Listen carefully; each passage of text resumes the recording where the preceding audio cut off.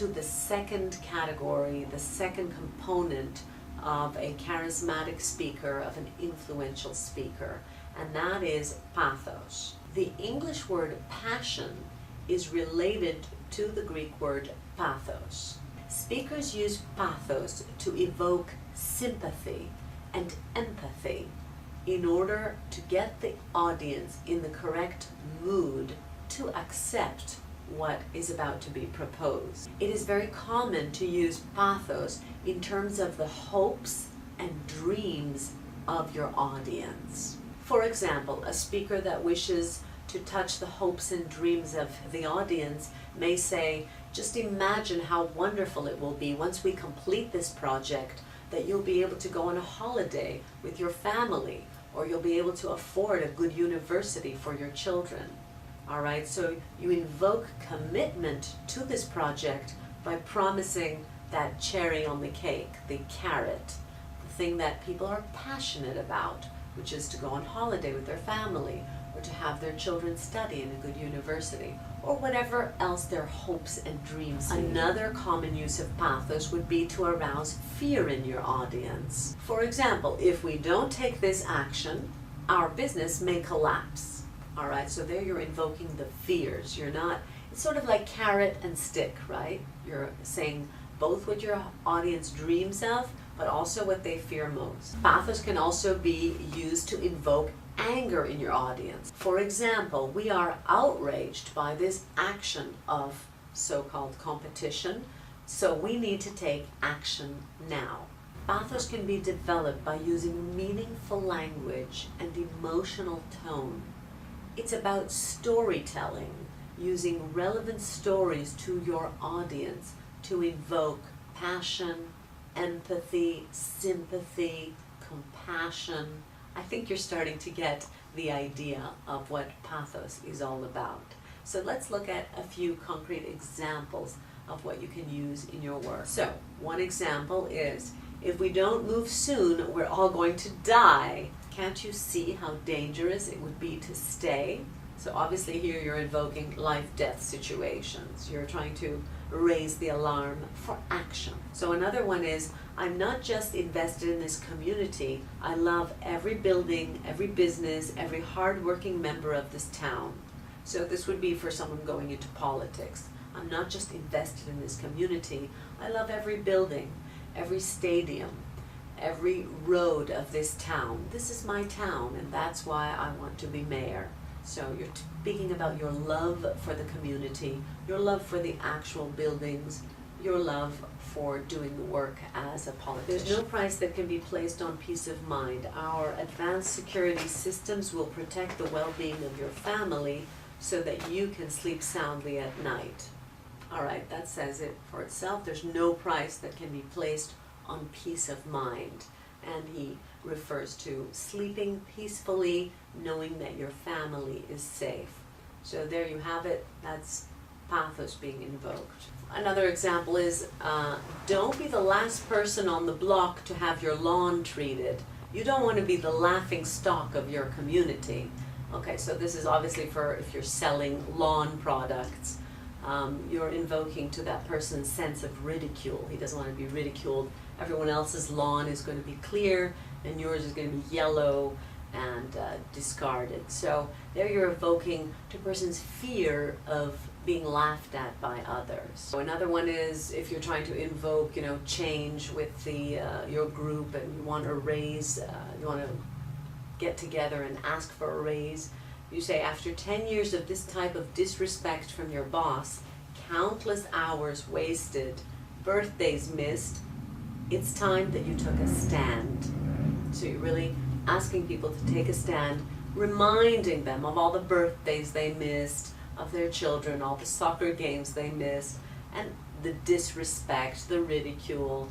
You're really invoking passions here. So let's look at a famous example of pathos applied by a very famous person in history, a person who helped to change the race relations in the United States. Of course, I'm speaking about Dr. Martin Luther King.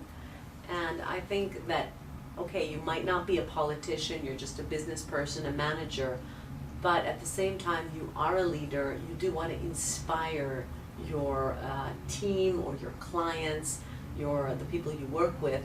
So it's well worth looking at this historical reference, and you see how you too can be an inspired leader.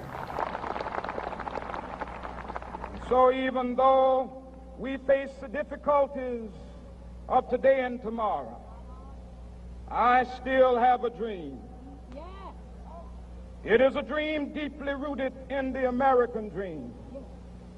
I have a dream that one day this nation will rise up and live out the true meaning of its creed. We hold these truths to be self-evident, that all men are created equal.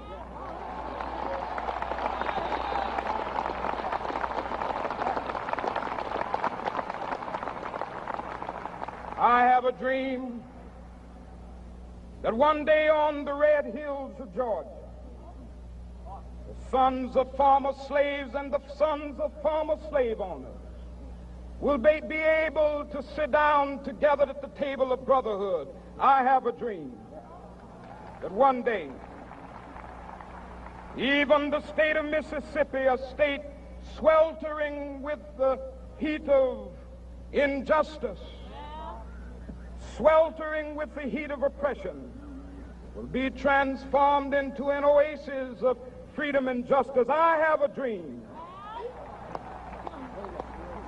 that my 4 little children will one day live in a nation where they will not be judged by the color of their skin, but by the content of their character. I have a dream today.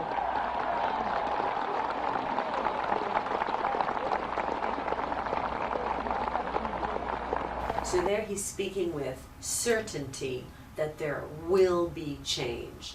You always have to have hope in order to inspire your audience.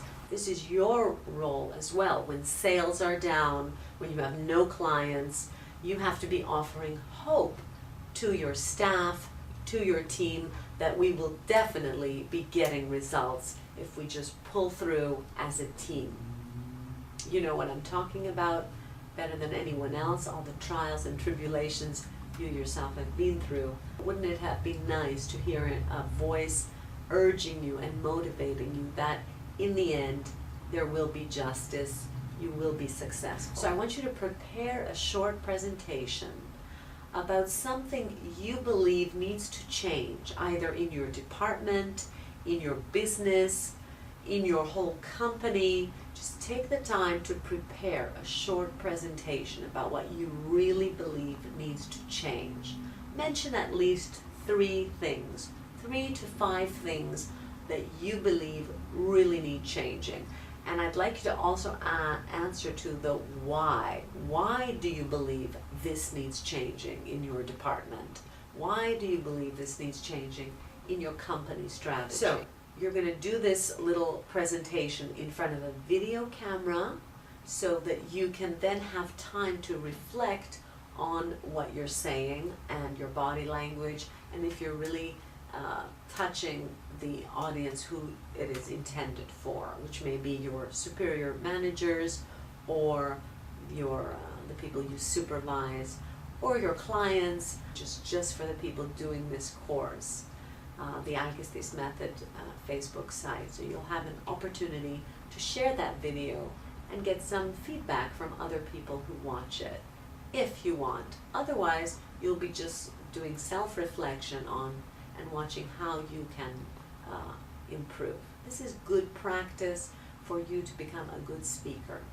One of the ways that I learned to improve my public speaking skills was I have the YouTube channel Alkistis TV for over 10 years, and this helped me always to look at my presentation, my body language, my tone of voice. It has been over the years refined. So I would like you to keep in mind a certain quote by Aristotle when it comes to speaking out for what you believe in, because obviously this video that you're going to make, this presentation that you're going to make about the changes you believe are important in your company, are about speaking out and daring to speak out. So keep in mind this beautiful maxim by Aristotle that says there is only one way to avoid criticism. Say nothing, do nothing, be nothing. So this is your chance to speak out, speak your mind, and say, this needs changing. All right, that's good practice for you. And when you've done that, we can continue with this course. You can pause the video here or find a convenient time to complete this exercise.